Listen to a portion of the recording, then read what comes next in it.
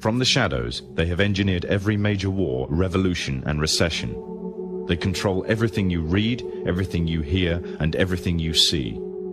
They have managed to indoctrinate an entire populace to their way of thinking and have infiltrated key positions in places of authority.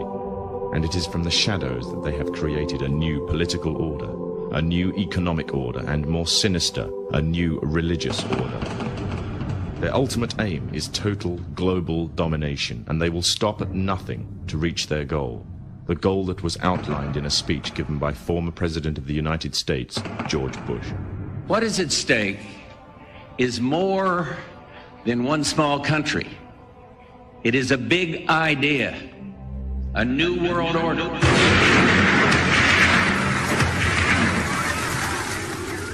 However, the origins of this global plan were not created in the offices of the White House. In reality, their roots lay in another war. This time, the year is 1095, and the place, Clermont, France.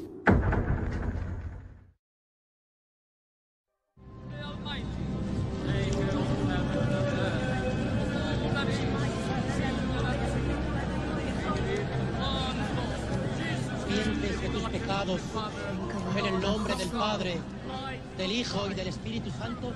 11th century Europe was ruled by the Church, which held a firm grip on the hearts and minds of the people. This power enabled Pope Urban II to wage war on the Muslim Caliphate and crusade in what he called a War of the Cross to recapture the land of Jerusalem. It had been under Muslim rule since the year 637, but in 1099 this rule was brought to a bloody and sudden end. In the name of the cross, women were raped and murdered. Children were put to the sword, and it is said that blood ran in the streets knee-high to the horses. Out of this land of bloodshed and terror, a group of men arose. Men that would stop at nothing to get what they wanted, no matter what the cost. 20 years after Jerusalem was taken, the Dome of the Rock was seized by a group of warrior monks calling themselves the Knights of the Temple of Solomon, or more simply, the Knights Templars.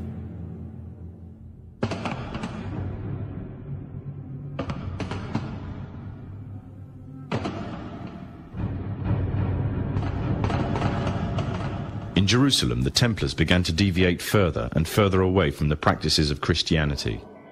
They learnt the secret arts of the Kabbalah, an ancient form of Jewish magic, along with its dark rites and rituals. The Jews had learnt the arts from the pagans of ancient Egypt during the times of enslavement to the Pharaoh, and developed them into Babylon at the time of Nebuchadnezzar. In 1307, King Philippe of France arrested them for charges of denial of Christ, worship, as well as magic.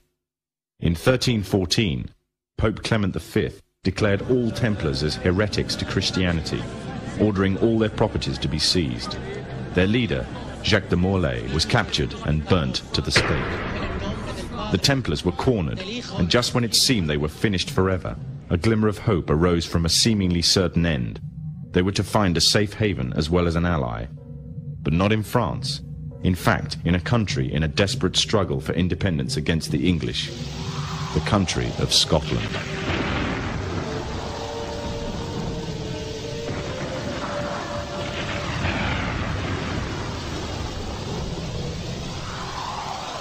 For some, Scotland's hope of independence had died with the death of William Wallace. However, to the King of Scotland, Robert the Bruce, the arrival of the Templars gave him a new secret weapon. Their experience, gained over 200 years of fighting the mighty armies of Islam, had made them expert in combat and warfare, and more than a match for any army brought before them. In 1314, the Templars, allied with Robert the Bruce and his army, took to the fields of Bannockburn in the long-awaited showdown with the English. Robert the Bruce's foresight paid off. The 25,000-strong English army suffered a humiliating defeat at the hands of only 6,500 men. The dream of an independent Scotland had finally been achieved. The Templars had brought themselves back from the brink of destruction, and never again would they allow themselves to be destroyed. This time they would control the country by controlling its kings, and in order to preserve their secret order, the Templars would have to die, or more precisely, the name would have to die. The Templars who had escaped Europe were finally laid to rest in Roslin Chapel, Scotland, which stands to this day as sign of their presence in Britain. Their descendants became the true power of Scotland. In 1603, the death of Queen Elizabeth I left England without an heir to the throne. By virtue of descent, King James V of Scotland became King of England. In doing so, Scotland and England joined to form a new kingdom, and the power that the Templars held over Scotland spread to give them a firm grip on the whole of Great Britain. For over 100 years, the Templars concealed their activities, fading into the background until they were little known and little remembered. However, they did not cease to keep a firm grip on Britain. All the time they were planning, regrouping, and infiltrating positions of power in all corners of the kingdom.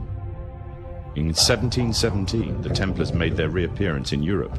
They had grown in both number and strength, and were now ready to coin a new identity, free from their reputation of the past, and given credibility by none other than the monarchy and aristocracy of England. And the name they chose for themselves was a name that would be known by many, but understood by a few. This new name, the Freemasons.